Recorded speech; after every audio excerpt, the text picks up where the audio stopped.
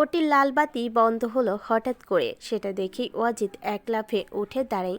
মন চাইছে এক ছুটে ওটির সামনে যেতে, কিন্তু তার পা চলছে না। শরীর জমে গেছে, হাত পা কেমন মৃত মানুষের মতো ঠান্ডা হয়ে গেছে। রোমানা পারভিন ওটি থেকে বের হয়ে এলেন মিনিট দুয়েক বাদেই। তার কোলে তোয়ালে দিয়ে মোড়ানো ছোট্ট একটি নবজাতক। ওয়াজিদ যদিও কিছুটা সামনে এগিয়ে এসেছিল, রুমানার কোলে থাকা সাদা কাপড়ে মুড়িয়ে রাখা ছোট্ট প্রাণটিকে দেখা মাত্র পুনরায় ধপ করে বেঞ্চে গিয়ে বসে পড়ল। তার হাত কাঁপছে, ওইটুকু পথ যাওয়া তার পক্ষে সম্ভব না। রুমানা নিজেই তার সামনে আসলেন। ওয়াজিদ তার উপস্থিতি টের পেতে ক্ষীণ গলায় প্রশ্ন করল, রিমি কেমন আছে? রিমি ভালো আছে ওয়াজিদ। আমি দেখা করতে পারবো? আরো কিছুক্ষণ অপেক্ষা করো, এখনো তো জ্ঞান ফিরেনি। জ্ঞান ফিরতে দাও। এখন আপাতত ছেলেকে আদর করো। ছেলে হয়েছে? রোমানা মাথা নেড়ে সম্মতি জানালেন। দ্রুত হাত বাড়িয়ে নবজাতক শিশুটিকে তার বাবার নিকট এগিয়ে দিলেন। ওয়াজিদ একটা শুকনো ঢোক গিল, আতঙ্কিত গলায় বলল, আমি বাচ্চা কোলে নিতে জানি না, আগে কখনো নেইনি। সমস্যা নেই, নিতে নিতে অভ্যাস হবে। যদি ভুলে ফেলে দেই কোল থেকে? কখনো না। তুমি বাবা, বাবারা কখনো বাচ্চাদের কোল থেকে ফেলে না। নাও ধরো, দুই হাতে ধরো, কিছু হবে না। অজিত খুব ধীরে উঠে দাঁড়ালো। নিজে কোলে নেওয়ার আগেই রুমানার কোলে থাকা অবস্থায় ছোট্ট মুখটা দেখল। ছোট ছোট হাত দুটো বুকের ওপর ফেলা। সে ঘুমোচ্ছে, খুব আরামে ঘুমোচ্ছে। তাকে তার মায়ের মতো মিষ্টি দেখাচ্ছে। অজিতের বুক ধুকপুক করছে। কাপা হাতে সে বাচ্চাটিকে কোলে তুলে নেয়। সঙ্গে সঙ্গে বাবা হওয়ার অপার্থিব আনন্দ তাকে আচ্ছন্ন করে ফেল। সে এক মনে এক দৃষ্টিতে তার কোলে থাকা ছোট্ট শিশুটিকে দেখতেই থাকি। কি সুন্দর, কি সুন্দর পৃথিবী! এত সুন্দর কেন? এত আনন্দ ওয়াজিদের ঝুলিতে এসে জমা হচ্ছে কেন? ওয়াজিদ প্রশস্ত হাসল, মাথা নিচু করে আলতো করে সন্তানের গালে চুমু খেলো। সে বাবা হয়েছে। কি আশ্চর্য বিষয়! জীবন হঠাৎ এত পরিপূর্ণ হলো কেমন করে? দূর থেকে বুকে হাত বেঁধে দাঁড়িয়ে আরহাম পুরো দৃশ্যটুকু দেখে। সে অনুভব করলো দৃশ্যটা ভীষণ সুন্দর। বাবা ছেলের এই মনোরম দৃশ্য তার দেখতে খুব ভালো লাগছে। নিজের সন্তানকে প্রথম কোলে নেওয়া, তাকে আলতো করে জড়িয়ে ধরা, দুগালে মন ভরে চুমু খাওয়া, জগতের কোনো ছেলে এই সুখ চায় না। বাবা হওয়ার যে অনুভূতি, সেটা কি অন্য কিছু দিয়ে অনুভব করা যায়? সে জোরপূর্বক সামান্য হাসল। তার আশেপাশেই একটা মেয়ে আছে। সে মেয়েটা যদি কোনো ক্রমে বুঝতে পারে যে এই বিষয়টা নিয়ে আরহাম আফসোস করছে, তবে টানা 3 দিন সে অনুতাপে ভুগতে ভুগতে শেষ হয়ে যাবে। আরহাম চায় না সে অনুতাপে ভুগুক। মেয়েটা এক জীবনে অনেক কষ্ট সহ্য করেছে। আরহাম চাই এখন সে ভালো থাকুক, খুব বেশি ভালো থাকুক। আরহামের মিষ্টি আলিঙ্গনে জড়িয়ে সে সর্বদাই ফুলের মতো স্নিগ্ধ থাকুক। ব্যাস এতটুকুই চাই তার। সবে এক একে বাচ্চাটাকে কোলে নেওয়ার পর নবনীতা এলোমেলো পায়ে মিসেস শিলার দিকে এগিয়ে গেল। অজিত একটু আগে ওটির ভেতর গিয়েছে। রিমির জ্ঞান ফিরেছে সবে। নবনীতা জড়ন কণ্ঠে খানিকটা অনুনয় করে বলল, আমাকে একটু দেবেন আন্টি, আমি একটু কোলে নিই। সে অতি সপ্তপনে শিলার হাত থেকে বাচ্চাটিকে নিজের কোলে নেয়। তারপর প্রচণ্ড আনন্দিত হয়ে তার মুখটা দেখে। রিমির একটা মিষ্টি ছেলে বাবু হয়েছে। কি সুন্দর দেখতে সে! রিমির মতো মিষ্টি, আর ওয়াজিদ ভাইয়ের মতো গম্ভীর। নবনীতার বুকে অনুভূতিরা সব আশ্রে পড়ে।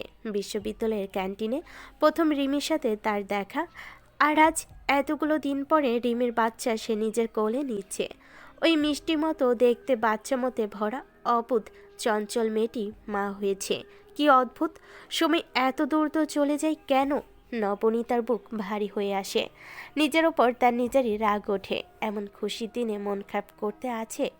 আজ তো আনন্দের দিন, তবে কেন সে একটু পরপর অন্যমনস্ক হয়ে যাচ্ছে?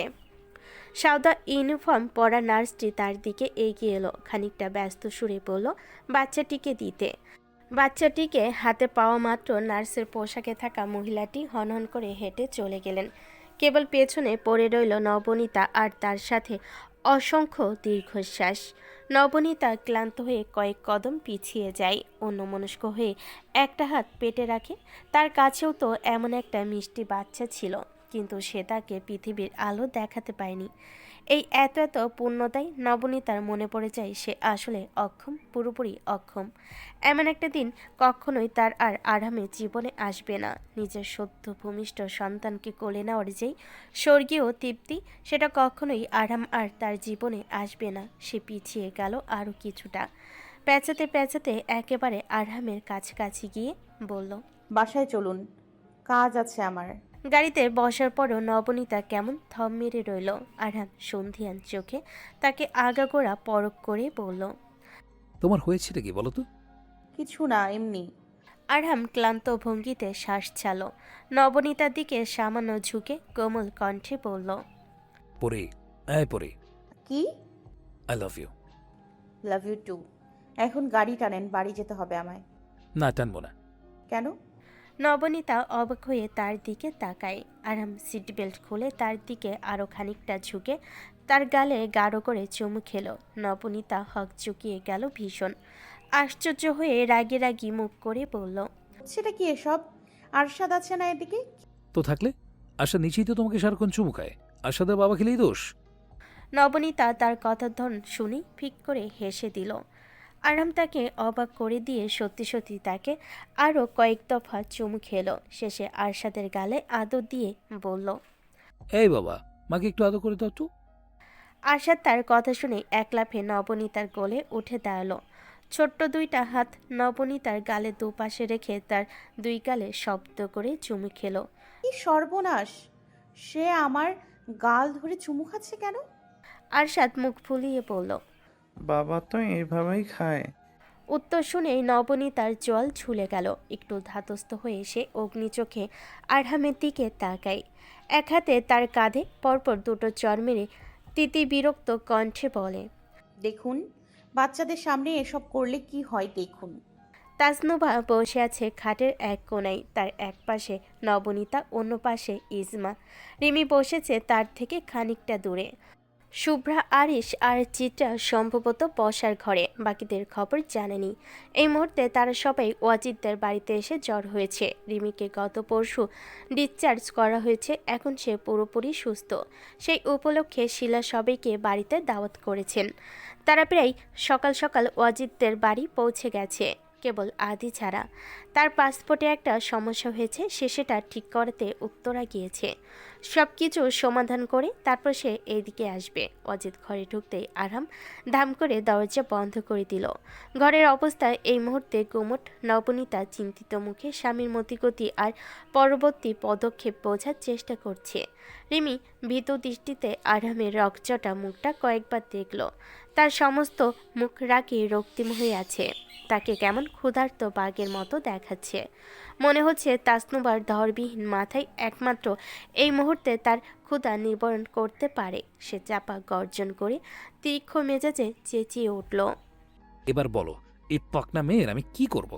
তাসনুবা তার ভয়ঙ্কর গর্জন শুনেই আরও বেশি মিয়ে গেল। কেঁপে ওঠে নবনীতার কাজ চেপে বেড়ালের মতো মিনমিনিয়ে গলায় বলল, ভাবি প্লিজ কিছু একটা করো, বাঁচাও আমাকে।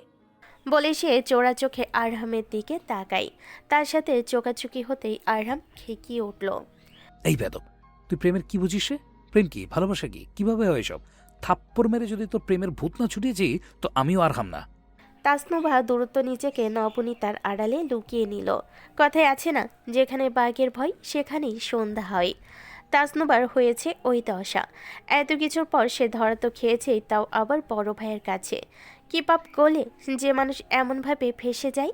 তাসনুবার জানা নেই। আপাতত কপাল চাপড়ানো আর ভাবির আঁচলে মুখ লুকানো ব্যতীত তার আর অন্য কোনো উপায় নেই।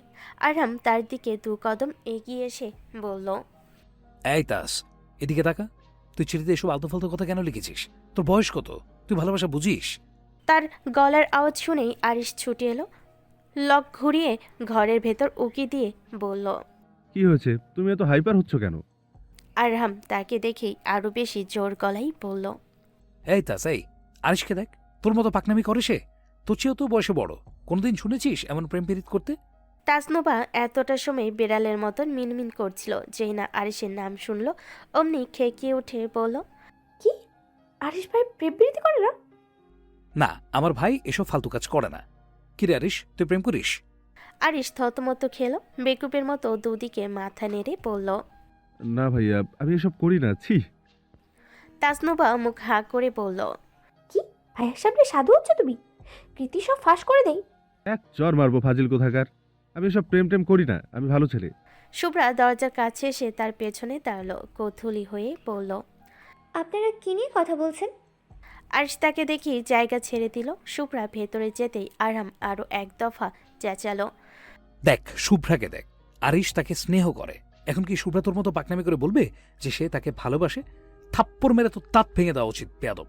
তোর ভালোবাসার আমি কুষ্টি মারি, খেতা পড়ি তোর ভালোবাসার। শুভ্রা বিষম খেলো, অসহায় চোখে একবার আরিশ একবার আরামের দিকে তাকালো। আরিশ গলার কাছে হাত দিয়ে ছুরি চালানোর অভিনয় করে মরার ভান ধরল, মিনমিনিয়ে গলায় বলল। শেষ শেষ। ভাইয়া তার দুই ভাই বোনের প্রেমের পিন্ডি চড়াতে উঠে পড়ে লেগেছে। চায়ের কাপে একটা চুমুক দিয়েই আরহাম বাইরের দৃশ্য দেখল। বাগানে একটা গাছের মগডালে একটা কাক বসে আছে, তখন থেকে ডাকছে। আরহাম বিরক্ত হয়ে বলল। আজ যা না রে শালা, আর কত ডাকবি? নবনীতা ঘরের ভেতর থেকে শব্দ করে হেসে ফেলল, এগিয়ে এসে বলল। কাককে এভাবে বললে বুঝবে না, কাকা করে বলুন, তাহলে বুঝবে। এর চেয়ে ফাহাদের গলা আরো ভালো ছিল। অনেকদিন হলো নিমখারণটার সাথে দেখা হয় না। নবনীতা তার পাশে থাকা ইজি চেয়ারে বসে বলল। আর দেখা হওয়ার দরকার নাই, যেমন আছে সব সেভাবেই ভালো আছে। আরাম উত্তরে কেবল সামান্য হাসল। নবনীতা তার হাতে থাকা চায়ের কাপে চুমুক দিয়ে বলল। আপনি কি আপনার রাজনৈতিক জীবন খুব বেশি মিস করেন? খুব একটা না, তবে আজকাল বাবার কথা খুব মনে পড়ে। ডেস্ক ক্যালেন্ডার দেখলে ভয় লাগে।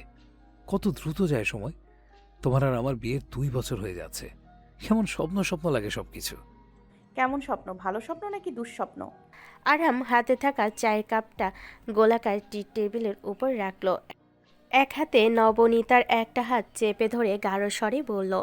শ্রাবণের সেই বিকেলে তুমি পার্টি অফিসে আসার পর থেকে যা কিছু হয়েছে পুরোটাই আমার কাছে একটা সুন্দর স্বপ্নের মতো। একটা কথা বলি আপনাকে, বলো। আমি মা হতে চাই। তুমি অলরেডি আরশাদের মা। আমি আরও একবার মা হতে চাই। 9 মাস একটা সন্তানকে নিজের ভেতর ধারণ করার পর যে মা হয়, আমি সেই মা হতে চাই। আরাম বাইরে থেকে চোখ সরিয়ে তার দিকে ফিরল, মোলায়েম কণ্ঠে বলল। আমি একটা সময় আরশাদকে নিয়ে অনেক ভালো মন্দ বলেছি, কিন্তু পরে এসে আমি তাকে মেনে নিয়েছি। সত্যি সত্যি আমি তাকে নিজের সন্তানের মতোই ভালোবাসি। আরশাদ বাচ্চাটা ভীষণ আদুরে, আমার খুব আদর লাগে তাকে। তোমার অসুস্থতার বিষয়টা জানার পর আমার আর কখনোই ওইসব বাবা হওয়ার ইচ্ছে জাগেনি। আমি তোমাকে, আরশাদকে, আরিশ আর তাসনুভাকে নিয়ে একটা নির্বিঘ্ন সংসার চেয়েছি। আমার এইটুকুই চাই। আর কত তুমি এসব নিয়ে মন খারাপ করবে বলি? Please stop this. নবনীতা নিচের ঠোঁট কামড়ে ধরে কান্না গিলে বলল। কিন্তু আমি তো এই না পাওয়ার অনুভূতিটা সহ্য করতে পারছি না। কাউকে বললে সে নিশ্চয়ই আমাকে খারাপ ভাববে, কিন্তু সত্যি এটাই যে ওয়াসিফকে যখন ওয়াজিদ ভাইয়া আদর করে, মাথায় তুলে পুরো ঘর ঘুরে বেড়ায়, তখন যন্ত্রণায় আমার দম বন্ধ হয়ে আসে। আরহাম, আমি পারছি না, কিছুতেই পারছি না। আরহামের ভীষণ মায়া হলো। নবনীতা কথা শেষ করার আগে দুহাত মুখের পর চেপে ধরল। রিমির একটা স্বপ্নের মতো সুন্দর সংসার হয়েছে। নবনীতা খুশি, খুব খুব বেশি খুশি। রিমির জীবনটা এত সুখের হয়েছে ভাবলে তার আনন্দ হয়। তার কোনো কষ্ট নেই। সে চায় রিমি আরও বেশি ভালো থাকুক। তার কেবল আক্ষেপ হয়, নিজেকে নিয়ে আক্ষেপ হয়। আল্লাহ তাকে সব দিয়েছেন, সব কিছু শেষে কি তাকে মা হওয়ার মতো চমৎকার অনুভূতিটুকু দিবেন না? নবনীতা খুব করে চাই তার কোল আলো করে একটা ছোট্ট পরি আসুক। এই জীবনে সে অনেক পেয়েছে, পেতে পেতে তার লোভ বেড়েছে। সে এখন লোভী হয়ে আরও একটা জিনিস চাই, সে মা হতে চায়। আর কিচ্ছু না, কিচ্ছু চায় না তার। আরাম আচমকাই তার গালে হাত রেখে ব্যস্ত হয়ে বলল। এই পরে চট্টগ্রাম যাবে? ঢাকা থেকে চট্টগ্রাম, তারপর সেখান থেকে সোজা নাসিরাবাদ। কালো রঙের গাড়িটা মোট 5.5 ঘন্টার ভ্রমণ শেষে কাঙ্ক্ষিত গন্তব্যে এসে পৌঁছালো। তারা যাত্রা শুরু করেছিল রাত 8টার দিকে। এখন ঘড়িতে সময় রাত 1:40। গাড়ি থেকে সবার আগে নেমে এলো আদি। নামার পরেই চোখ ঘুরিয়ে সে আশপাশ দেখল। গলা স্বর সামান্য চওড়া করে বলল। বাপরে, এত বড় বাড়ি! আরিশ নামলো তার পেছন পেছন। নিমেষে ভালো মতো চোখ মেলে সামনে থাকা বিশাল আকার বাড়িটা দেখল। বিড়বিড় করে বলল। আমার হবু শ্বশুর বাড়ি। কি কি কি বললে তুমি? কে? আমি? না তো। কিছু বলিনি তো। শুভ্রা ট্রাভেল ব্যাগটা এক হাতে নিয়ে অন্য হাতে আরশাদের হাত ধরে বের হলো। বের হতে সবার প্রথমে বাড়ির মূল দরজায় তার নজর গেল।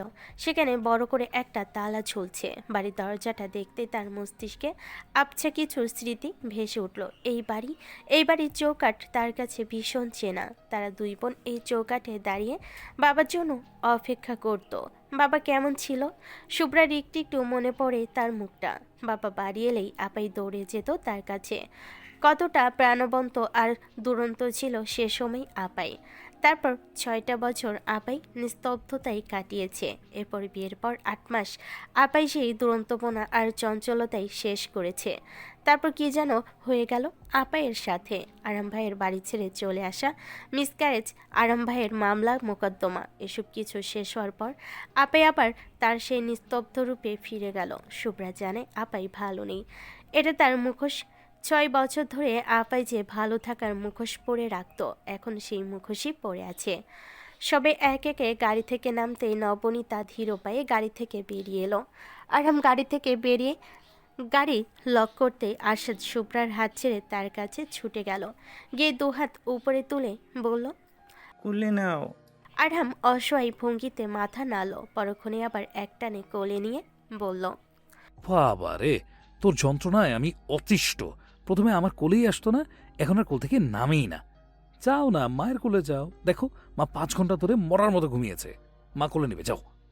আরশাদ সে কথায় কর্ণপাত করল না, উল্টো আলতো করে মুখটা আরামের কাঁধে রেখে চোখ বুঝল। এই শক্তপোক্ত লোকটার প্রশস্ত পক্ষে আরশাদ খুব আরাম পায়। মা তো আরশাদকে এত শক্ত করে চেপে ধরে না। মায়ের কোলে এত মজা করে থাকা যায় না। আরশাদের তো বাবার কোলে সবচেয়ে বেশি ভালো লাগে। নবনীতা ঝাপসা চোখে বিশালাকার বাড়িটার চোখ ভরে দেখে। এই বাড়িটা তার, এই বাড়িটা শুভ্রার, এই বাড়িটা চিত্রার, এই বাড়িটা তাদের সবার। এই বাড়ির আনাচে কানাচে তার শৈশব আর কৈশোর জড়িয়ে আছে। এই পুরনো বাড়িটা তার আবেগ অনুভূতির ঝড়ে তোলপাড় হতে হতে নবনী সামনের দিকে পা বাড়ায়। দরজায় ঝুলানো তালাটা চাবি ঘুরিয়ে খুলতেই ক্যাচ ক্যাচ শব্দ করে কপাট দুটো নিচ থেকেই দুপাশে সরে গেল। নবনীতা শ্বাস বন্ধ করে দরজা দিয়ে ভেতরে প্রবেশ করলো। তার পা একটু একটু কাঁপছে, চোখ এত বেশি ঝাপসা যে সে সামনে দেখতে পারছে না ভালো মতো। নবনীতা ভঙ্গুর পায়ে সামনে এগিয়ে যায়। সে পড়বে না, হোঁচটও খাবে না।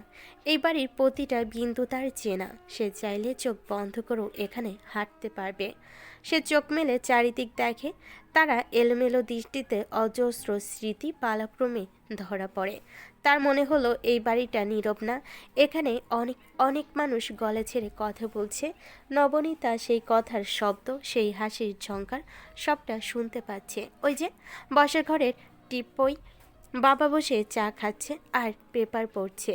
ওই তো রান্নাঘরের দরজা দেখা যাচ্ছে। মা সেখান থেকে বের হয়ে গলা ছেড়ে ডাকছে। তার আওয়াজে দোতলার পূর্ব দিকের ঘরে থাকা মেয়েটা ভীষণ বিরক্ত। মা 7টা বাজতেই এমন শুরু করে কেন? তার কলেজ তো 10টায়। সে তিতি বিরক্ত মেজাজে শখের ঘুম ভেঙে খাট ছেড়ে বাইরে বেরিয়ে আসলো। গলা উঁচু করে চেঁচালো। অমনি মা মেয়ের ঝগড়া বেঁধে গেল। বাবা হাত তুলে ক্লান্ত ভঙ্গিতে বলতো থামতে। ব্যাস, অমনি তার মন ভালো হয়ে যেত। সব বিরক্তি একপাশে সরিয়ে সে ছুটে যেত বাবার কাছে। গিয়ে বাবাকে শক্ত করে জড়িয়ে ধরে আহ্লাদি হয়ে যেত। নিজের পরিবর্তনে নিজেরই হাসি পাই তার। কত আহ্লাদি স্বভাবের মেয়ে ছিল সে। ওই কি যেন বলে, ও হ্যাঁ, বাবার রাজকন্যা। কত অল্পতেই অভিমান করত সে। তারপর কি থেকে কি হলো? নবনীতার জীবনে সমস্ত আনন্দ ধুলোই মিশে গেল। নবনীতা নিজেও নিষ্প্রাণ, ছন্নছাড়া আর দিশাহীন মানবীতে রূপ নিল। জীবন তাকে 6 বছর যে নরকে রেখেছিল, সেই নরকের কথা ভাবলেই নবনীতার বুক ভার হয়ে আসে। সে এলোমেলো পায়ে সামনে হেঁটে যায়। বাড়ির মানুষের কথার শব্দ, হাসির ঝংকার সব কিছু তার কর্ণ ঘুরে এসে বাড়ি খায়। সে জানে তারা কেউ নেই, তবুও তাদের অস্তিত্ব, তাদের উপস্থিতি সে টের পায়। এই তো বাবা ওখানে, ওই তো মা দাঁড়িয়ে আছে টেবিল ঘেঁষে। নবনীতা তো সত্যি সত্যি ওদের দেখতে পায়। সে ধীর পায়ে হেঁটে নিচের ঘরে গেল। ঘরের দরজা আগে থেকে খোলা ছিল। নিশ্চয় তারা আসার আগেই আরাম সবকিছু লোক দিয়ে পরিষ্কার করেছে। নবনীতা মনোযোগ দিয়ে তার ঘরটা দেখল। অনেক আসবাবপত্রে পরিবর্তন এসেছে, তবে খাটটা আগের মতোই আছে। খাটের পাশেই ওই ইজি চেয়ারটাও অবিকল আগের মতোই আছে। সে ভঙ্গুর পায়ে হেঁটে ইজি চেয়ার পর্যন্ত গেল। আজকের দিনটা তার জীবনের অন্যতম সেরা দিন হওয়ার কথা, অথচ বাড়িতে পা রাখার পর তার মনে হলো এদিকে তার না আসাটাই ভালো ছিল। এখানে সে যতক্ষণ থাকবে ততক্ষণ বাবা মায়ের স্মৃতি তাকে কুরে কুরে খাবে। নবনীতা ক্লান্ত, ভীষণ ভীষণ ক্লান্ত। হঠাৎ পায়ের কাছে কারোর অস্তিত্ব টের পেতে নবনীতা নড়ে উঠল সামান্য। চোখ নিচে নামিয়ে আরাম দুহাঁটু ভাঁজ করে ফ্লোরেই বসেছে। সে সাথে সাথে উঠে দাঁড়ালো, ব্যস্ত হয়ে পড়ল। আরে কি করছেন কি? ফ্লোরে বসেছেন কেন? আসুন চেয়ারে বসুন। আরাম জবাব দিল না, কেবল তার একটা হাত টেনে পুনরায় তাকে ইজি চেয়ারে বসিয়ে দিল। ঠান্ডা গলায় বলল। বসো, বেশি কথা বলো না। নবনীতা বসলো, তার জিজ্ঞাসু দৃষ্টি আরামের দিকে নিবদ্ধ। আরাম আস্তে করে দেওয়ালের সাথে পিঠ হেলান দিয়ে বলল। মন খারাপ হয়নি, তবে বাবার কথা খুব মনে পড়ছে। ওই একই কথা, মন খারাপই হচ্ছে। বাবা আমায় ভীষণ আদর করত। জানি। বাবার মতো করে আমায় কেউ ভালোবাসেনি, মাও না। আরাম নিশ্চুপ তার নীরবতা অনুভব করতে নবনীতার সঙ্গে সঙ্গে চোখ খুলো। ঘাড় ঘুরিয়ে একবার তার মুখভঙ্গি দেখে নিল। সে শান্ত, একেবারে থমকে যাওয়া নদীর মতো শান্ত। নবনীতা পুনরায় চেয়ার ছেড়ে উঠে দাঁড়ালো, ঠিক তার মুখোমুখি হাঁটু মুড়ে বসলো। আরাম চোখ বন্ধ রেখেই বলল। ফ্লোর ঠান্ডা, খাটে গিয়ে বসো। নবনীতা সেই কথা শুনল না, উল্টো এক হাত বাড়িয়ে আরামের গালে আলতো করে স্পর্শ করে জড়ানো কণ্ঠে বলল। আমাকে আপনার মতো করেও কেউ ভালোবাসেনি। আপনি আমার জীবনের প্রথম এবং একমাত্র পুরুষ। এর আগে নবনীতা কাউকে ভালোবাসেনি, এর পরেও বাসবে না। আরাম জবাবে কেবল স্মিত হাসল। নবনীতা তার মাথা আরামের বুকের সাথে চেপে ধরে বলল। এমন চুপ হয়ে আছেন কেন? কিছু বলুন। আরাম হালকা করে তাকে জড়িয়ে ধরে বলল। তুমি যতই বলো, আমি জানি আমি তোমাকে বাবার মতো ভালোবাসতে পারিনি, কিন্তু তুমি আমাকে যতখানি ভালোবেসেছ ততখানি ভালো কেউ আমাকে বাসেনি। I am lucky. আমিও লাকি। নবনীতা সেই রাতের ঘন্টার পর ঘন্টা তার বরের সাথে গল্প করলো। তার শৈশবের গল্প, তার কৈশোরের গল্প, তার স্কুল জীবনের গল্প, কলেজ জীবনের গল্প, এক কথায় সব। আরাম হঠাৎই কথার মাঝে বলল। তোমার কলেজ জীবনে কোনো প্রেমিক টেমিক ছিল না? মানে? মানে ওই ইফাস আর মেজরের মতো আর কি, এক দেখাতেই তোমার প্রেমে পড়ে গেছে এমন? জানি না, এত কিছু কখনো খেয়াল করিনি। খেয়াল করলে দেখতে সবাই তোমাকে পছন্দ করে, চোখ ঘুরিয়ে শুধু তোমাকেই দেখে। ধুর, ভাবতেই কষ্ট হচ্ছে আমার। কত পরে আমাদের দেখা হলো, এর আগে সবাই তোমাকে দেখে নিয়েছে। জি না জনাব, আপনি কতখানি দেখেছেন তা তো আমায় আর কেউ দেখেনি। বলে সে আরামের বুকে মুখ লুকালো। আরাম হঠাৎই লাফিয়ে উঠে বসলো। এক নজর নবনীতার মিয়ে যাওয়া মুখটা দেখেই বলল।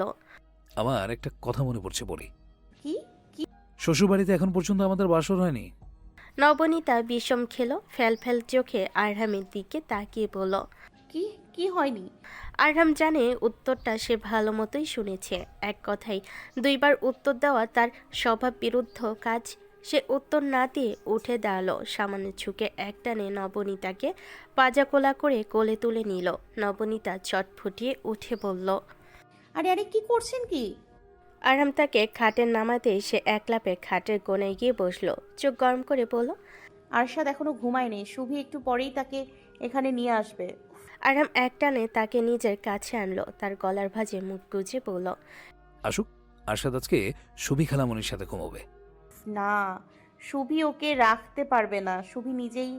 সে কথা শেষ না করতে আরাম তার পেটে 2 আঙ্গুল দিয়ে সুরসুরি দিল। নবনীতা লাফিয়ে উঠে বলল। এই না না না প্লিজ। হাসতে হাসতে তার চোখ ভরে উঠল। সে হাসির দমকে কাঁপতে কাঁপতে দুহাত জোর করে বলল। আচ্ছা ঠিক আছে, আর কিছু বলবো না, আমি রাজি, ছাড়ুন এবার। হায় রে আল্লাহ রে, মরে যাবো। আরহাম হাসতে হাসতে, প্লিজ ছাড়েন। আদি মাথা তুলে তারা ভর্তি আকাশটা দেখেই বিমুগ্ধ হয়ে বলল। কি চমৎকার আজকের আকাশ, আসলে এই বাড়িটাই চমৎকার। I just loved it. বলে সে মাথা নামিয়ে পাশে দেখল তাসনুভা হুইল চেয়ারে বসে আছে, খুবই বিষণ্ণ মুখে। আদি কয়েকদিন যাবৎ লক্ষ্য করছে তার মন খারাপ। কোনো কিছু নিয়ে সে ভীষণ এলোমেলো, অথচ জিজ্ঞেস করলেই এড়িয়ে যায়। আদি হাঁটু গেড়ে তার সামনে বসলো, চঞ্চল গলায় বলল। তোমার কি হয়েছে বলবে? তাসনুভা অন্যদিকে চোখ সরিয়ে নিল, মিনমিনে গলায় বলল, কিছু না। প্লিজ বলো না, আমারও অনেক জানতে ইচ্ছা হচ্ছে। তোমার মন খারাপ কেন বলো না। তুমি তো এমন মেয়ে নাও, তাহলে সারাক্ষণ এমন অন্যমনস্ক হয়ে থাকো কেন? জানি না আমি। আচ্ছা থাক, বলতে হবে না। ভালো থাকো তুমি, আমি গেলাম। বলে সে হনহন করে ছাদের দরজার দিকে হাঁটা ধরল। তাসনুভা খানিকটা হকচকিয়ে গেল, পর মুহূর্তেই আবার নিজেকে সামলে নিল। আদি যখন একেবারে ছাদ থেকে বেরিয়ে যাবে বলে দরজা পর্যন্ত পৌঁছে গেছে, ঠিক তখনই সে পেছন থেকে চিৎকার করে উঠল। আমি একজনকে ভালোবাসি। আদির কদম থমকালো, মনে হলো পুরো শরীর মিনিটের জন্য জমে গেছে। সে পেছন ফিরে চূড়ান্ত রকমের বিস্ময় নিয়ে তাসনুভার কাছে এগিয়ে গেল। ভীষণ আশ্চর্য হয়ে বলল, কি, তুমি কাউকে ভালোবাসো? হ্যাঁ বাসি। তুমি এইটুকু মেয়ে ভালোবাসা বোঝো? হ্যাঁ বুঝি। কচু বোঝো। আমি তাকে ভালোবাসি, অথচ এই কথাটা আমি লজ্জায় তার সামনে বলতে পারছি না। আমার ভালো লাগছে না কিছু। আমি কিভাবে তাকে সব বুঝিয়ে বলবো? আমার তাকে ওই সব কথা বলতে ভীষণ আনইজি লাগে। আদি চোখ গোল গোল করে তার কথা শুনল। সে থামতেই একেবারে ঠান্ডা গলায় বলল, তুমি সত্যিই কাউকে ভালোবাসো? হ্যাঁ বাসি, কিন্তু কিভাবে তাকে জানাবো সেটা বুঝতে পারছি না। আদি ধপ করে ফ্লোরে গিয়ে বসল। তাসনুভা কাউকে পছন্দ করে, এ কথা হজম করতে তার কষ্ট হচ্ছে। মেয়েটাকে সে যথেষ্ট স্নেহ করে, অথচ তার মুখে এই কথা শুনে তার রাগ হচ্ছে। এইটুকু মেয়ে কাউকে পছন্দ করে মানে? এইটুকু বাচ্চা মেয়ের আবার কিসের পছন্দ? আদির মন চাইছে তাকে একটা জোরে সোরে ধমক দিতে, কিন্তু সে এমন কিছুই করলো না। কেবল মাথাটা পেছনের দিকে এলিয়ে দিয়ে গাঢ় গলায় বলল, তুমি তাহলে এক কাজ করো, তুমি এত কথা না বলে তাকে ফুল দিয়ে দাও। সে যদি বুদ্ধিমান হয় তবে ফুল দেখেই সবটা বুঝে যাবে। বলে সে আর অপেক্ষা করলো না, দ্রুত উঠে দাঁড়িয়ে বড় বড় পা ফেলে ছাদ থেকে বেরিয়ে গেল। সে টের পেল আচমকায় তার মন খারাপ হয়ে গেছে, কিন্তু কেন হয়েছে সেটা সে জানে না। কি অদ্ভুত! সে চলে যেতে তাসনুভা একগাল হাসল। আকাশ দেখতে দেখতে বলল, আচ্ছা ঠিক আছে, ভুলে দেবো তাকে। আদি তার জন্য নির্ধারিত ঘরে এসে ফোঁস করে একটা শ্বাস ছাড়ল। এগুলো কেমন ধরনের কথাবার্তা? এটুকু মেয়ে প্রেম করে? আদি তো তাকে কখনো কারোর সাথে অতিরিক্ত কথা বলতে দেখেনি। এমনকি সে মোবাইলও ঘাটে না তেমন একটা, সারাক্ষণ তো তাদের সাথেই থাকে। তাহলে তার এই ভালোবাসাটা হলো কখন? তার মন খারাপ হলো ভীষণ। সে নিজেও জানে না তার কেন এত খারাপ লাগছে, শুধু এটুকু জানে তাসনুভা নামের মিষ্টি মেয়েটার উপর তার খুব বেশি রাগ হচ্ছে। রাগে তাকে দুটো চড় মারতে ইচ্ছে করছে, কিন্তু এসবে কিছুই সে করতে পারবে না। সে বরাবরই ভীষণ শান্তপ্রিয় স্বভাবের মানুষ, অকারণে পরিস্থিতি খারাপ করা তার চরিত্রের সাথে যায় না। আচমকা দরজায় ঠকঠক শব্দ হলো। আদি বিগড়ে যাওয়া মেজাজে বলল, কে আবার? অন্য পাশ থেকে কোনো জবাব পেল না। একেবারে বিক্ষিপ্ত চূড়ান্ত রকমের বিগড়ে যাওয়া মেজাজ নিয়ে আদি দরজা খুলল। দরজা খুলতে দেখলো দরজার অন্য পাশে তাসনুভা। আদি তাকে দেখতেই তব্দা খেল। সে আরও বেশি আশ্চর্য হলো যখন দেখলো তাসনুভার হাতে একটি লাল গোলাপ। গোলাপটা তেমন তাজা না, দেখে মনে হচ্ছে আরেকটু সময় দেরি হলে গাছ থেকে ঝরে পড়তো। সে দরজা খুলতেই তাসনুভা নত মস্তকে আন্দাজে তার দিকে ফুলটা বাড়িয়ে দিল। একেবারে নিচু হয়ে লজ্জায় মাটির সাথে মিশে যেতে যেতে কোনো রকম বলল, নাও, এটা তোমার জন্য। চিত্রা ওয়ালে ঝুলানো বিশালাকার ফ্রেমে বাঁধাই করা ছবিটার দিকে তাকিয়ে বলল, এই লোক আমার বাবা? তার প্রশ্নের ধরন শুনে শুভ্রা বিরক্ত হলো, কপাল কুঁচকে বলল, এই লোক আবার কি? বলো বাবা। আচ্ছা ঠিক আছে, তাহলে এখন বলো, এই বাবা কি আমার বাবা? তুই আসলে একটা তেনা। চিত্রা সেই কথায় কান না দিয়ে পুনরায় দেওয়ালে থাকা ফটো ফ্রেমটা দেখল, যেখানে বাবার পাশে আরেকটা মানুষ আছে। শুভ্রা বলল, দেখি বলো তো, বাবার পাশে যে দাঁড়িয়ে আছে সে কি? সে আমার মা। বাপরে, মাকে তো ঠিকই চিনেছিস। মামা সারাক্ষণ মায়ের কথা বলে, মায়ের ছবি দেখায়। মাকে না চিনে উপায় আছে? আরেক দফা বিরক্তিতে শুভ্রার মুখ ছেয়ে গেল। সে চোখ বাঁকা করে বলল, এত পাকনা পাকনা কথা বলিস কেন চিত্র? তোর বয়সের সাথে এসব যায় না।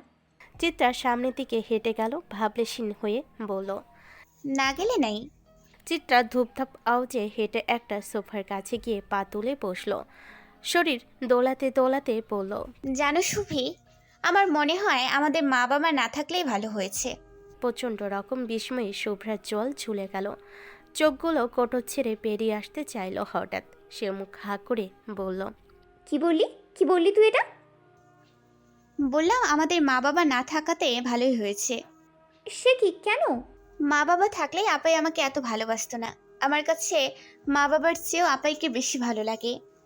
মা বাবার সাথে তো তোর কোনো স্মৃতিই নাই। মা বাবা কেমন তুই জানিস? না, জানতে চাইও না। আমার মা আপাই, আমার বাবাও আপাই।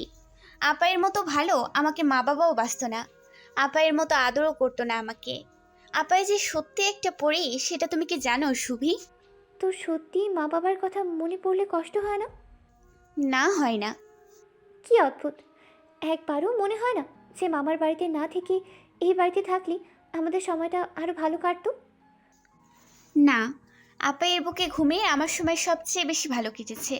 পৃথিবীতে আমি সবচেয়ে বেশি ভালো আপাইকেই বাসি। যদি পুরো পৃথিবীর ডান দিকে আর আপাই বাম দিকে থাকে, তাহলে আমি বাম দিকেই যাব শুভি।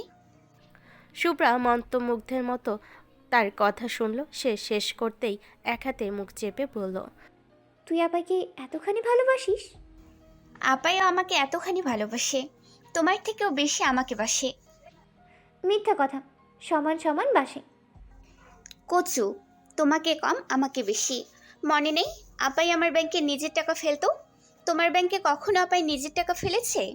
শুভ্রার কষ্ট হলো কেমন যেন। সে মাথা নামিয়ে বলল, সেটা অবশ্য ঠিক বলেছিস, আপাই তোকে সবচেয়ে বেশি ভালোবাসে। নবনীতা সম্ভব গতিতে হেঁটে এসে ঘরের দরজায় উকি দিল। ধিমি স্বরে ফিসফিস করে বলল, আপাই আসবো? সঙ্গে সঙ্গে দুবোন ঘাড় ঘুরিয়ে তাকে দেখল। চিত্রা দ্রুত মাথা নেড়ে বলল, এক্ষুনি আসো আপাই। নবনীতা এসে তাদের মাঝখানটাই বসলো। সে বসতেই চিত্রা তাকে শক্ত করে জড়িয়ে ধরল। হাসি মুখে বলল, আমার আপাই।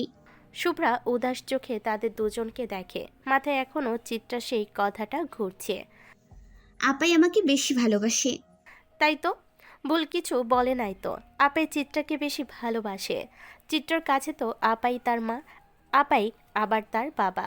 আপাই তাকে তেমন করেই বড় করেছে। নবনীতা তার মলিন মুখটা দেখেই এক হাতে তার থুতনি স্পর্শ করলো। শুভ্রার মুখটা সামান্য উঁচু করে ধরে বলল, কিরে, তুই এমন চুপ মেরে আছিস কেন শুভি?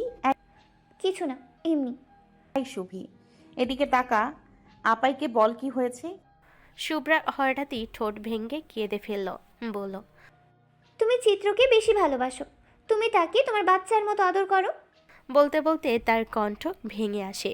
নবনীতা হেসে উঠে বলল, কিরে শুভি, তুই কি এখনো ক্লাস 2-তে আছিস? কি সব বোকা বোকা কথা বলছিস? আমি ঠিকই বলছি। নবনীতা চিত্রাকে ছেড়ে তার কাছে গেল। তাকে পেছন থেকে আলতো করে জড়িয়ে ধরে বলল, তুই না আমার লক্ষ্মী সোনা বোন। মন খারাপ করে না শুভি, আপাই তোদের দুজনকে একদম সমান সমান ভালোবাসি। শুভ্রার চোখ ভিজে উঠল। সে পেছন ফিরে শক্ত করে নবনীতাকে জড়িয়ে ধরল। জড়ানো কণ্ঠে বলল, চিত্র বারবার বলে তুমি তাকেই বেশি ভালোবাসো, আমাকে না। নবনীতা ঘাড় ঘুরিয়ে চিত্রার দিকে তাকায়। খানিকটা শাসনের সুরে বলে, এই চিত্র, উল্টাপাল্টা কথা বলিস কেন? সে খুব যত্নে শুভ্রার মাথায় হাত বুলিয়ে দিল। আরশাদ খাটে দুহাত জড়িয়ে শান্তিতে ঘুমাচ্ছে। হঠাৎই তার ঘুম ভেঙে গেল। শুভ্রা দ্রুত তার কাছে ছুটে গেল। তাকে বুকে আলতো করে মালিশ করতে করতে বলল, কান্না করে না আরশু, এই যে সুবি খালামুনি এইদিকে। চিত্রা এক নজর শুভ্রার আরশাদকে দেখে নবনীতার কাছে এগিয়ে গেল। তাকে পুনরায় শক্ত করে জড়িয়ে ধরে ডাকল, আপাই। নবনীতা তার চুলে বিলি কাটতে কাটতে জবাব দেয়, কি? আরশাদ আসার পর থেকে তুমি আর আমাকে আদর দাও না আপাই। সে কি, তোরা দুই বোন এসব কি শুরু করেছিস? চিত্রা হঠাৎই কেমন শান্ত হয়ে গেল। আপায়ের জীর্ণ আর দুর্বল বক্ষে মাথা রেখে বলল, আপাই, একটা কথা বলি। নবনীতা তাকে আরো শক্ত করে জড়িয়ে ধরল। আদুরে গলায় বলল, বলো না সোনা। মিস বলেছে এই পৃথিবীতে 700 কোটি মানুষ আছে, আর এই 700 কোটি মানুষের মধ্যে আমি তোমাকে সবচেয়ে বেশি ভালোবাসি আপাই। আমার বাবার কথা মনে পড়ে না, কারণ আমার কাছে তুমি আমার বাবা। আমি স্কুলে সবাইকে বলেছি পরিয়াপাই আমার বাবা, পরিয়াপাই আমার মা। নবনীতা অকমর সাথ নিজের ঠোঁট কামড়ে ধরল। তার দুই চোখ ঝাপসা হয়ে যাচ্ছে। চিত্রা আবার তার বাচ্চা বাচ্চা কণ্ঠে বলল, আপাই, তুমি আমাকে আগের মতো ভালোবাসো না। তুমি আমাকে আর বুকে নিয়ে ঘুমাও না। তোমার শরীরে একটা সুন্দর গন্ধ আছে আপাই। আমি ঘুমোতে গেলে ওই গন্ধ আর পাই না। আরশু নিশ্চয়ই পাই, তাই না? তুমি তাকেই ভালোবাসো, আমাকে বাসো না। আরহাম ভাই আর আমাকে কোলে নেয় না। তুমি নাকি ভীষণ লজ্জা পাও কোলে নিলে? তো তাই বলে নিবে না? আরশাদ আসার পরেই তোমরা আর আমাকে আদর দাও না। আরহাম ভাই আর আমাকে চকলেট চিপস খাওয়ায় না। নবনীতা নিশ্চুপ। মেয়েটা এত গুছিয়ে কথা বলছে কেমন করে? তার বয়স তো মাত্র ৮ বছরের মেয়ে এত সূক্ষ্মভাবে অনুভূতি প্রকাশ করছে কেমন করে? চিত্রা নাক টেনে বলল, আমি যদি জানতাম তুমি বিয়ের পর আমাকে ছেড়ে চলে যাবে, তাহলে কখনো তোমার বিয়েতে বিভার সাথে নাচতাম না। না নেচে শুভের মতো কাঁদতাম। সে থামলো। একটু পরে আবারও বলতে শুরু করলো, আপাই, শুভি তো আর আমার সাথে থাকে না, আরেক শহরে চলে গেছে। তুমি আমাকে তোমার সাথে আরহাম ভাইদের বাসায় নিয়ে যাও না আপাই। ভাইয়াদের কতগুলো রুম, একটা রুমেও বুঝছি আমার জায়গা হবে না। আমি দরকার হয় আমার সব খেলনা মামার বাড়িতে রেখে আসবো, তবু আমাকে তোমার সাথে রাখো আপাই। আমি দুষ্টুমিও কম করব, আমি স্কুলেও যাব, আমি পড়াশোনাও করব আপাই, তবু আমাকে তোমাদের সাথে নিয়ে চলো। আমি তোমাকে ছাড়া থাকতে পারি না আপাই। তুমি বলো, মাকে ছাড়া কি বাবুরা থাকতে পারে? ওয়াসিফ কি রিমিপুকে ছাড়া থাকতে পারে বলো? ৮ বছরের ছোট্ট মেয়েটি কোনো রকম ভনিতা ছাড়া নিজের মনে কথা উজাড় করে তার বোনের কাছে প্রকাশ করলো। তার দুঃখ, তার যন্ত্রণা, তার আক্ষেপ, সব কিছু। নবনীতা আচমকাই হাউমাউ করে কেঁদে উঠল। চিত্রাকে নিজের সাথে মিশিয়ে নিতে নিতে ধরা গলাই বলল, আপাই সরি সোনা, অনেক অনেক সরি। আপাই তোমাকে আলাদা রাখতে চাই না, কখনো চাইনি। তুমি জানো না, তুমি একা থাকবে ভেবে আমি বিয়েও করতে চাইনি, কিন্তু পরিস্থিতি এমনই ছিল। বিশ্বাস করো চিত্র, আপাই কখনো বিয়ে করে আলাদা হতে চায়নি। কিন্তু কিন্তু কান্নার দমকে তার কথা থেমে আসে। সে চিত্রাকে চাপটে ধরে কতক্ষণ ফোপায়। আপাই তোমাকে ভালোবাসি চিত্র, তুমি আপাইকে এই অপরাধ বোধে ফেলো না। তুমি আমার জান। আমিও ৭০০ কোটি মানুষের মধ্যে তোমাকেই সবচেয়ে বেশি ভালোবাসি। তুমি আমার মিষ্টি একটা বাচ্চা। চিত্রা হাত বাড়িয়ে তার চোখের পানি মুছে দিল। ক্ষীণ স্বরে বলল, আপাই, কান্না না করে আগে এটা বলো, আমাকে তোমাদের সাথে নিবে নাকি? আমি আরহাম ভাইয়াদের বাসায় থাকতে চাই। তোমার আপে কি বলবে? দরজার কাছ থেকে ভরাট পুরুষালী কণ্ঠের গম্ভীর আওয়াজ ভেসে এলো। নবনীতা আর চিত্রা দুজনে ঘাড় ঘুরিয়ে সেদিকে তাকায়।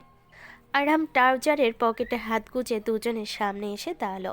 তার চুল থেকে টপ টপ করে পানি পড়ে কাঁধের কাছটা ভিজে যাচ্ছে। আরহাম চিত্রার পাশ ঘেঁষে বসলো, কপালে ভাঁজ ফেলে পড়ল, আপাইকে কেন বলছো বাকি?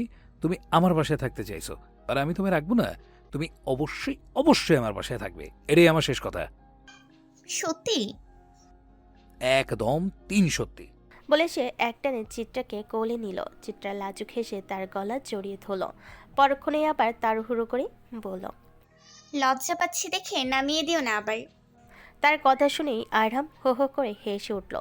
নবনীতা নিজেও কান্নার মাঝে শব্দ করে হেসে ফেল। কান্নার শব্দের সাথে তার হাসির শব্দ মিশে কেমন অন্যরকম শোনালো। আরহাম হাসতে হাসতেই বলল, একেবারে তাসনোভার কপি, দুইটাই অকালপক্ষ। সে চিত্রকে কোলে নিয়ে উঠে দাঁড়ালো, ভোর উঁচু করে বলল, কি চিত্র, লং ড্রাইভে যাবে? আগে বলে দিচ্ছি, শুধু তুমি আর আমি, আপাই পাত। চিত্রার দু চোখ খুশিতে ঝলমল করে উঠল। সে পুনরায় হাততালি দিয়ে খুশিতে গদগদ হয়ে বলল, হ্যাঁ হ্যাঁ, তুমি আর আমি, আমরা চিপস চকলেটও কিনবো কিন্তু। আচ্ছা কিনবো, কিন্তু এই রাতে কোনো স্টোর খোলা পাবো বলে তো মনে হচ্ছে না। আচ্ছা তাহলে শুধু ঘুরবো, এখন চলো না। চিত্রার কণ্ঠে চঞ্চলতা, একই সাথে এত এত বিরক্তি। আরহাম কড়া গলায় বলল, যাব, কিন্তু একটা শর্ত আছে। আবার কি শর্ত? তুমি পুরো রাস্তা আমাকে আরাম ভাই বলে রাখবে। যদি একবারও আরাম ভাই বলে রেখেছো, তবে সেখানেই ফেলে রেখে চলে আসবো। রাজি? চিত্রা খিলখিলিয়ে হেসে ফেলল। আরহামের কাঁধে মাথা রেখে বলল, আচ্ছা রাজি। রাতের শেষ ভাগ চলছে। শুভ্রা আরশাদকে ঘুম পাড়াতে গিয়ে নিজে ঘুমিয়ে তলিয়ে গেছে। আরহাম আর চিত্র বেরিয়েছে একটু আগে। শালিকা আর দুলাভাইয়ের লং ড্রাইভ। নবনীতা জায়গা পায়নি। পুরো ঘর এখন রাতে নিস্তব্ধতায় ডুব দিয়েছে। নবনীতা আস্তে করে চেয়ার টানলো। পাশে ঘরে শুভ্রা আর আরশাদ ঘুমাচ্ছে। কোনোভাবে যদি আরশাদ এই সময় জেগে যায় তবে নবনীতার পক্ষে তাকে ঘুম পাড়ানো প্রায় অসম্ভব। সে একেবারে নিঃশব্দে টেবিলের উপর হাত রাখলো। টেবিলটা একেবারে ঝকঝকে পরিষ্কার। আজ সকালে বোধহয় মোছা হয়েছে। ভ্যানিটি ব্যাগ থেকে ছোট্ট ডায়েরি আর কালো বল পয়েন্টটা বের করেই নবনীতা 1 মিনিট কিছু একটা ভাবলো। পরপরই রোজকার মতো নিয়ম করে লিখতে শুরু করলো। বাবা, আশা করি তুমি ভালো আছো। আমার বিশ্বাস তুমি অবশ্যই ভালো আছো। আচ্ছা, হঠাৎ অনেকগুলো দিন পর তোমার কথা খুব বেশি মনে পড়ছে। তুমি আবার ভেবো না অন্যান্য দিন তোমার কথা মনে পড়ে না, এমন কিছু না বাবা। তোমার কথা রোজই আমার মনে পড়ে বাবা। আজ আমরা প্রায় 8 বছর পর নিজেদের বাড়িতে এসেছি ফিরে। ভাবা যায় 8টা বছর আমাদের সেই সুন্দর বাড়ি যেখানে আমরা খুব যত্ন করে স্বপ্ন বুনতাম। কতগুলো দিন কেটে গেছে তাই না বাবা? আরহামের মতো আমারও ক্যালেন্ডার দেখলে ভয় লাগে ভীষণ। সে 32-এর ঘর থেকে বেরিয়ে যাচ্ছে আর আমি 25-এর ঘর থেকে। বয়স হয়ে যাচ্ছে আমাদের। চিত্র আর শুভিও কত বড় হয়ে গেছে বাবা। তুমি তো কিছুই দেখলে না। চিত্রর মতন মিষ্টি একটা মেয়েকে তুমি কোলে পিঠে বড় করতে পারোনি, এই আক্ষেপ আমার চিরকাল থাকবে। তুমি জানো চিত্র এখন স্কুলে যায়। আমার বড্ড শখ ছিল চিত্র আর তোমাকে একসাথে দেখার। এই ধরো চিত্র স্কুল ড্রেস পরলো আর তুমি কোট প্যান্ট। তারপর আমি তোমাদের সুন্দর সুন্দর কিছু ছবি তুললাম। কিন্তু সেই স্বপ্ন আর পূরণ হলো কোথায়? তুমি নেই। আর তোমার মেয়েরা এক একজন এক এক জীবনে ব্যস্ত হয়ে গেছে। শুভ্রা মেডিকেলে চান্স পেয়েছে বাবা। খুব বড় ডাক্তার হবে ভবিষ্যতে। ডাক্তার হয়ে আমার চিকিৎসা করবে। এই কথা আমি বলিনি, সেই বলেছে। আমি তাকে কেমন করে বোঝাই জিনগত ব্যাধির কোনো চিকিৎসা নেই। আমারও কোনো চিকিৎসা নেই। যাকে এইসব কথা ছাড়ো। শুভ্রা যখন অ্যাপ্রন গায়ে জড়িয়ে ক্লাস করতে যায় তখন আমার সমস্ত শরীর অবশ হয়ে আসে। তোমার মেয়ে ডাক্তার হচ্ছে বাবা, অথচ তুমি সেই দৃশ্য দেখতে পারছো না। এর চেয়ে কষ্টের আর কি হতে পারে? মাকে বলে দিও তার ছোট্ট শুভি ডাক্তারি পড়ছে। ইস, মা যদি বেঁচে থাকতো তবে কত খুশি হতো। আমি জানি মা শুভিকে সব সময়ই একটু বেশি ভালোবাসতো। বাবা শুনছো তুমি? বাবা তুমি শুনছো? আমার বিয়ে হয়েছে বাবা। আমার সংসার জীবন নিয়ে যদি আমি লিখতে শুরু করি তবে কোনো দিন লেখা শেষ করতে পারবো না। শুধু এইটুকু বলবো, আমি ভালো আছি বাবা, অনেক বেশি ভালো আছি। আমার বরকে তুমি দেখোনি? ভালোই হয়েছে দেখোনি। সে একটু রকচটা স্বভাবের। আমার ধারণা তুমি বেঁচে থাকলে তার সাথে কোনো দিনই আমার বিয়ে হতো না। তুমি এমন লোকের সাথে আমার বিয়ে হতে দিতেই না। আমার বিশ্বাস সে প্রথম দিনেই এমন কিছু উদ্ভট কাজ করতো যেটা দেখে তুমি সসম্মানে তাকে বিদায় করে দিতে। সে এমনই লোক। এবার তোমায় একটা গোপন কথা বলি। সে বাইরে থেকে ভীষণ কাঠখোট্টা স্বভাবের হলেও ভেতর থেকে একদম নরম মনের মানুষ। ওই যে নারিকেল আছে না বাবা, সে পুরো অমন। তার মনটা খুব ভালো বাবা। বর বলে বাড়িয়ে বলছি না, সে সত্যিই এমন একটু বাচ্চা বাচ্চা স্বভাবের। সে তথাকথিত গাম্ভীর্যপূর্ণ সুপুরুষ। সে একেবারেই এলোমেলো আর ছন্ন ছাড়া একটা মানুষ। আমি গুছিয়ে না নিলে সে সারা জীবন এমন ছন্ন ছাড়াই থাকবে। আমার কি ধারণা হয়েছে জানো? আমার ধারণা সে তোমাকে মারাত্মক রকমের হিংসে করে। আমি যখনই বলি আমার বাবাকে সবচেয়ে বেশি ভালোবাসি তখনই তার মুখটা গ্যাস বেলুনের মতো চুপসে যায়। এবার ভাবো সে কেমন অবুঝ প্রকৃতির মানুষ। তাকে আমি খুব ভালোবাসি বাবা, সেও আমাকে ভীষণ ভালোবাসে। যতখানি ভালোবাসলে নিজের বাবা হওয়ার আনন্দকে মাটি চাপা দিয়ে হাসি মুখে সংসার করা যায়, আরহাম আমাকে ঠিক ততটাই ভালোবাসে। তুমি সব সময় আমাদের জন্য দোয়া করবে বাবা। দোয়া করবে যেন আরহামের ভেতরের এই স্নিগ্ধ সুন্দর মানুষটা যেন আর কখনোই হারিয়ে না যায়। আর একটা দোয়া করবে বাবা। জানি আমি লোভ করছি, তবু বলি আমি চাই আমিও চিত্র আর শুভির মতো ফুটফুটে একটা কন্যা সন্তানের মা হই। সে হবে আমার আর আরহামের ছোট্ট সংসারের একটা সুন্দর পূর্ণতা। সে আমাদের একটা মিষ্টি পরি হবে। আমি খুব চাই বাবা, খুব চাই। তুমি দোয়া করো আমার জন্য। রোজ দোয়া করি। আল্লাহ কি কোনো দিনই আমার দোয়া শুনবেন না? রিমির মতো কি কোনো দিন আমি মা হতে পারবো না? ওয়াজিদ ভাইয়া যেমন করে ওয়াসিফকে মাথায় তুলে ঘোরেন। আমার আরহাম কি কোনো দিন কাউকে এভাবে আদর যত্নে বড় করতে পারবে না? আর লিখবো না বাবা, তোমার উপর আমার অভিমান জন্মাচ্ছে। তোমার মেয়েরা এত বড় হয়ে গেছে তোমাকে ছাড়া, অথচ তুমি তার কিছুই দেখে যেতে পারোনি। কেন তুমি আমাদের সাথে নেই বাবা? তুমি থাকলে এখন তুমি আর আমি লং ড্রাইভে বের হতাম। চিত্র ঘুরুক তার আরাম ভাইয়ের সাথে, আমি ঘুরবো আমার বাবার সাথে। পৃথিবী অনেক এগিয়ে গেছে বাবা। নূর আহমেদের 3 মেয়ে সেই পৃথিবীর সাথে খুব ভালো মানিয়ে নিয়েছে। তবুও কেন যে মাঝে মাঝে কেমন অদ্ভুত অনুভূতি হয় বাবা, দু চোখ ফেটে আসে কান্না। বাবা, মনে হয় আজ যদি বাবা থাকতো তবে এই আচরণ কেউ করতে পারতো না আমাদের সাথে। আমরা ভালো আছি বাবা। প্রবাহমান স্রোতের সাথে ভাসতে ভাসতে আমরাও নিজেদের একটা অস্তিত্ব বানিয়ে নিয়েছি। আমি চাকরি করছি, ব্যবসা সামলাচ্ছি, কিন্তু মাঝে মাঝে হুটহাট মনে হয় আমার কি যেন নেই। তখনই আমার বুক ফেটে কান্না আসে। যখন ভাবি এই পৃথিবীতে কোনো দিন আর আমাদের দেখা হবে না, তখন আমার পুরো পৃথিবী আধার হয়ে আসে। মনে হয় আমি এক্ষুনি মারা যাব। কবে তোমার সাথে আমার দেখা হবে বাবা?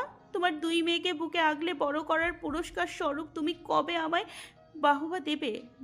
কবে বলবে, পড়ি, my daughter, I am proud of you? কবে আসবে সেই দিন? আদৌ কি কোনো দিন আমাদের মুলাকাত হবে বাবা? যেখানেই থেকো ভালো থেকো। তোমাকে আর মাকে ছাড়া আমাদের জীবনটা আর কোনোদিনই পরিপূর্ণ হবে না। আমরা বরাবরই অসম্পূর্ণ। এই অসম্পূর্ণতার মাঝে থেকেই আমরা সবচেয়ে বেশি ভালো থাকার চেষ্টায় মশগুল। ইতি, তোমার আদরের মেয়ে নবনীতা। জীবনের এক জটিল সমীকরণে আটকে পড়ে চূড়ান্ত রকমের দোলাচালে ভুগছিল ফারাজ রহমান আদি। তার মনে হলো জীবনে এর চেয়ে বিব্রতকর আর ভয়ঙ্কর পরিস্থিতিতে সে আর দ্বিতীয়বার কখনো পড়েনি। সে টের পেল একটি মেয়েকে ভালোবাসে, তাও আবার যে কিনা বয়সে তার চেয়ে 12 বছরের ছোট। 12 বছর মানে 1 যুগ, ভাবা যায়? আদি বরাবরই নিজের অনুভূতি বুঝতে ব্যর্থ। সে কখনোই নিজের দিক থেকে বিষয়গুলো অনুভব করেনি। কিন্তু যে না সেদিন মেয়েটা তার সম্মুখে একটা জীর্ণ গোলাপ বাড়িয়ে দিল, অমনি তার সব এলোমেলো হয়ে গেল। সে তাকে বলেছিল, তুমি যাকে ভালোবাসে তাকে গোলাপ দিয়ে নিজের অনুভূতি জানাও। অমনি মেয়েটা তাকে গোলাপ দিয়ে দিল। তাহলে 2 এ 2 4 মেলালে কি দাঁড়ায়? এটাই যে মেয়েটা তাকে ভালোবাসে। গোলাপটা দেওয়ার পর সে কয়েক মিনিট সেভাবেই দাঁড়িয়েছিল। কিছু বলার জন্য নড়তে গিয়ে টের পেল সে পুরোপুরি জমে গেছে। কি অদ্ভুত ব্যাপার! বিশ্ববিদ্যালয় জীবন, এত এত মেয়েদের সাথে মিষ্টি মিষ্টি কথা বলে এখন এই ছোট্ট মেয়েটার সামনে তার মুখ দিয়ে কথা বের হচ্ছে না। তাসনুবা আদির চোখে পৃথিবীর সবচেয়ে অন্যরকম একটা মেয়ে। মেয়েটা মায়াবী, মেয়েটা চটপটে, মেয়েটা অভিমানী, মেয়েটা চঞ্চল। আদি তাকে বরাবর স্নেহ করে আসছে। তাসনুবাকে সে তার জন্মের সময় থেকে চেনে। তার ভাবতে কেমন অদ্ভুত অদ্ভুত লাগে যে এই মেয়ে, ছি ছি, কি লজ্জা! 12 বছরের বয়সের ব্যবধান। আদির মন চাইছে মাটি ফাঁক করে ভেতরে চলে যেতে। তাসনুবা তাকে ফুল দেওয়ার আগ পর্যন্ত পৃথিবীটা বেশ সরল ছিল। যেই না তাকে ফুল দিল, অমনি পৃথিবীটা জিলাপির মতো পেঁচিয়ে গেল। আদি কাঁপা কাঁপা হাতে ফুলটা নিতে মেয়েটা এক প্রকার পালিয়ে তার দৃষ্টির আড়াল হলো। সে তো চলে গেল, কিন্তু যেতে যেতে আদিকে এক অথৈ সমুদ্রে ফেলে গেল। সেখান থেকে উঠে আসার সাধ্যই তার নেই। আদি সেই রাতে আর ঘুমোতে পারল না। সে গভীর মনোযোগ দিয়ে সবটা ভাবল। খুব সুন্দর করে চিন্তা করলো কিভাবে সে তাসনুবাকে বোঝাবে। তাসনুবা আসলে যেটাকে ভালোবাসা বলছে সেটা স্রেফ ইনফ্যাচুয়েশন, এর বেশি কিছুই না। কিন্তু কথা সাজাতে গিয়ে সে টের পেল এটা কোনো ইনফ্যাচুয়েশন না, সাবকনশাস মাইন্ডে সে কখন এই মেয়েটিকে পছন্দ করে ফেলেছে সে নিজেও জানে না।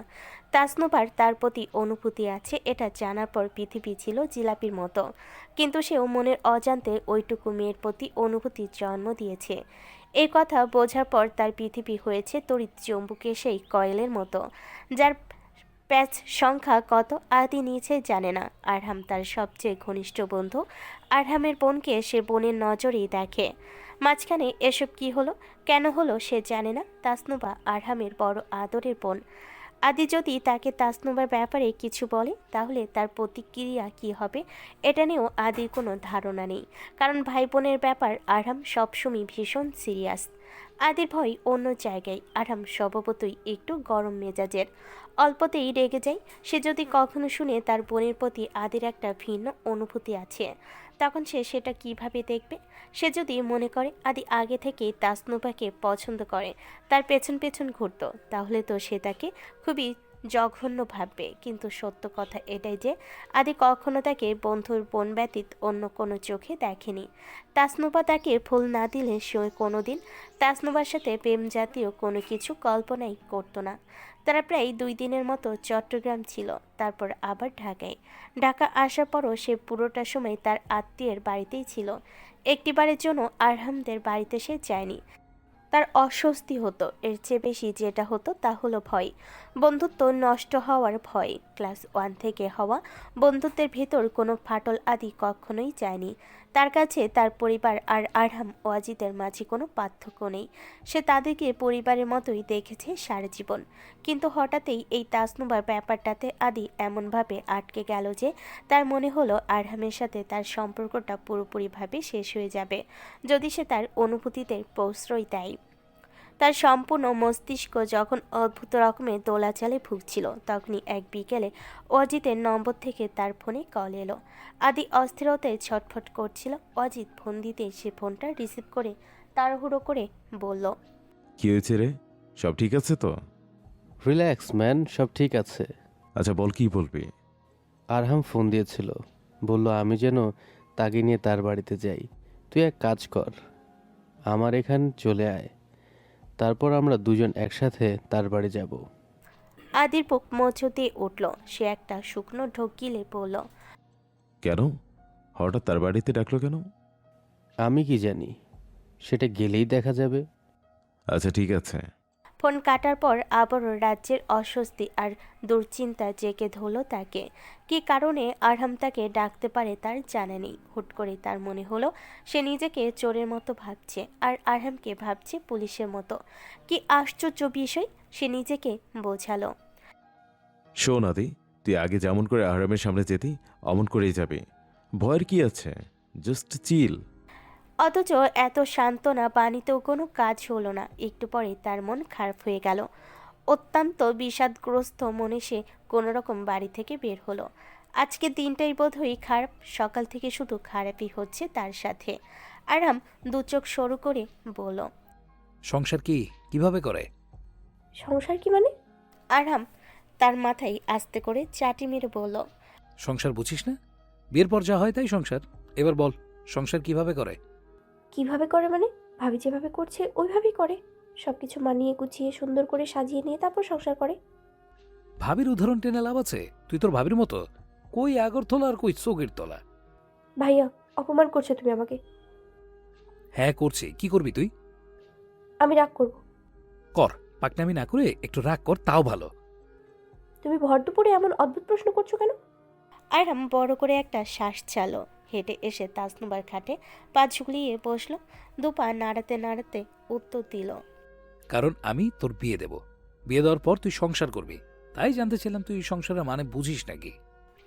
তাসনুবা চমকে তার দিকে তাকায়, চোখ বড় বড় করে বলে, বিয়ে? হ্যাঁ বিয়ে। তোর কোনো সমস্যা আছে? কার সাথে বিয়ে দিবে তুমি আমার? সেটা আমার চিন্তার বিষয়, তুই জেনে কি করবি? অত ভাবিস না, বড় লোকের সাথেই দেব। আমি এত বড় লোক চাই না, আমি বিয়ে করব না। কেন বিয়ে করবি না? বয়স হয়েছে, বিয়ে করবি না কেন? কারণ আমি ল্যাংড়া, তাই। আরাম হঠাৎই কেমন শান্ত হয়ে গেল। সহসা তার মুখের হাসি উবে গেল। তার থম মারা মুখটা দেখে তাসনুবা চিন্তিত হয়ে বলল, সে কি, তুমি এমন মন খারাপ করছো কেন? আরহাম চোখ তুলে তার দিকে তাকালো। তাসনুবার মনে হলো এত নরম চোখের ভাষা আর হয় না। সে মিনমিনিয়ে স্বরে বলল, সরি ভাইয়া, মজা করেছি। প্লিজ দাস, ওইসব ওয়ার্ড বলিস না, নিতে পারি না আমি। আচ্ছা বলবো না, কিন্তু তুমি বলো যে তুমি আমার এখনই বিয়ে দিবে না। করবো না আমি বিয়ে। 100 বার দেব, তোর কি? বললাম তো ছেলে বড় লোক, আরামে থাকবি তুই। সারাদিন খাবি আর সারা রাত ঘুমাবি, এমন জীবন আর পাবি কোথাও? চাই না আমার এমন জীবন, আমি তোমাদের সাথেই থাকবো। সারা জীবন আমার ঘরে বসে বসে খাবি? হ্যাঁ খাবো। চর খাবি। তোকে এত বছর পালতে পারবো না, অনেক বড় হয়েছিস, এখন বিদায় হ। নবনীতা দরজার সামনে এসে ভেতরে উকি দিল। আরাম তাকে দেখে ভুরু উঁচিয়ে বলল, তোমার আবার কি চাই? আমার কিচ্ছু চাই না। আদি ভাইয়া আর ওয়াজিদ ভাইয়া এসছে, যান গিয়ে কথা বলুন। আরাম উঠে দাঁড়ালো। সাথে সাথে সে ঘর থেকে বেরিয়ে যেতে তাসনুভা ব্যস্ত গলায় বলল, আদি ভাই এসেছে? নবনীতা ভেতরে ঢুকতে ঢুকতে জবাব দিল, হ্যাঁ এলো তো দেখলাম। তার চেহারা কেমন ছিল? চেহারা কেমন ছিল মানে? চেহারা যেমন হওয়ার এমনই ছিল। কি সব অদ্ভুত কথা বলো তুমি। তোর সেটা বলিনি, মানে দেখে কেমন মনে হলো? রাগী নাকি দুঃখী নাকি খুশি? এক কাজ করো, তুমি গিয়ে দেখে আসো। এত কিছু আমি খেয়াল করিনি। তোমার মন চাইলে দেখে আসতে পারো। তাসনুভা মুখ কালো করে অন্যদিকে চোখ সরিয়ে নিল। নবনীতা খাটে বসে পা দোলাতে দোলাতে বলল, আমার কি মনে হয় জানো? তাসনুভা তার দিকে না ফিরে কাঠখোট্টা গলায় বলল, না জানি না, কি মনে হয় তোমার? আমার মনে হয় তোমার আদি ভাইয়াও মনে মনে তোমাকে পছন্দ করে। মানে আমার মনে হলো আর কি। তাসনুভা সঙ্গে সঙ্গে পাশ ফিরে তার দিকে তাকালো। হড়বড় করে বলল, সত্যি সত্যি তোমার এমন মনে হয়? হ্যাঁ সত্যি, আমার এমনটাই মনে হয়। কেন মনে হয় বলো না, মানে কি দেখে তোমার এমনটা মনে হলো? নবনীতা খিলখিল করে হেসে ফেলল।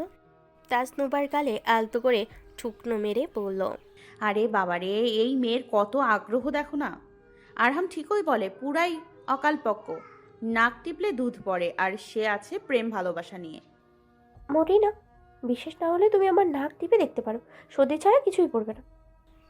আরহামের দৃষ্টি শান্ত আদির সামনে বসতেই একদম ভনিতা ছাড়া প্রশ্ন করলো। তাসকে তুই পছন্দ করিস? আদি ইচ্ছে করলো মাটি ফাঁক করে তার ভেতরে ঢুকে বসে থাকতে। কি অদ্ভুত প্রশ্ন, কি অস্বস্তিকর প্রশ্ন। সে কি উত্তর দেবে? আরাম অধৈর্য হয়ে আবারও বলল, বল না, করিস পছন্দ? আদি মাথা নামিয়ে নিল। কিছুক্ষণ চুপ থেকে ধীর গলায় বলল, করি। তার উত্তর এতটাই ক্ষীণ কণ্ঠে ছিল যে সে নিজেই নিজের উত্তর শুনতে পেল। আরহাম আবার বলল, তোর মুখ নেই শালা? আমার বিয়ের সময় তো পুরো বাড়ি কাঁপিয়ে সারার মতো চেঁচাচ্ছিলি, এখন তোর গলা দিয়ে আওয়াজ বেরোচ্ছে না। বল, পছন্দ করিস তুই তাসকে? আদি চোখ মুখ খিচে ধরল। মিয়ে যাওয়া কণ্ঠে স্পষ্ট করে বলল, করি। তাসনুভা আর নবনীতা ভীষণ কৌতূহল নিয়ে লিভিং রুমের ভেতরে উকি দিল। তাসনুভার চোখজোড়া ভীষণ চঞ্চল। আদি উত্তর সে শুনেছে। শোনার পর থেকে তার বুক জোয়ারে ঢেউ উঠছে। সব কিছু তীরে এসে আশ্রে পড়ছে বারবার।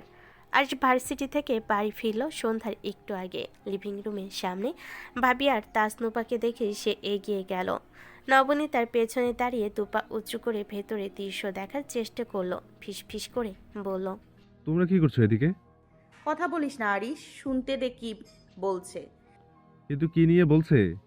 আদি ভাইয়া আর তাসনুভার ব্যাপারে। মুহূর্তেই আরিশের দু চোখে অদ্ভুত দ্রুতি খেলে গেল। সে লাফিয়ে উঠে বলল, আরে বাস, সেই ইন্টারেস্টিং টপিক। দেখি দেখি, আমাকে একটু জায়গা দাও তো। সে ঠেলে ঠুলে নিজের জন্য একটা জায়গা বের করে নিল। এই আলোচনা শোনা তার জন্য অত্যন্ত গুরুত্বপূর্ণ। বড় ভাইয়া বিয়ে নিয়ে কেমন চিন্তাধারা পোষণ করে এটা তার জানা প্রয়োজন। সে নিজেও একই নৌকার মাঝি। আরহাম পায়ের উপর পা তুলে বসল। একেবারে ঠান্ডা গলেই জানতে চাইল, কদিন ধরে চলছে এসব? আদি চমকে উঠে চোখ তুলে হতভম্ব কণ্ঠে বলল, কয়েকদিন মানে? তুই ভুল বুঝছিস, এসব কিছু প্ল্যান করে হয়নি। যতখানি হয়েছে পোর্টা সব কনসাস মাইন্ডে হয়েছে। আমি জেনে বুঝে কিছু করিনি।